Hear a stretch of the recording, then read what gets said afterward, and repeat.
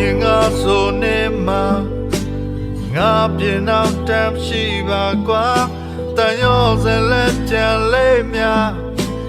ဇမ်းမမရှိတော့ဘူးလားဂျင်းနလိုက်ပါချေရ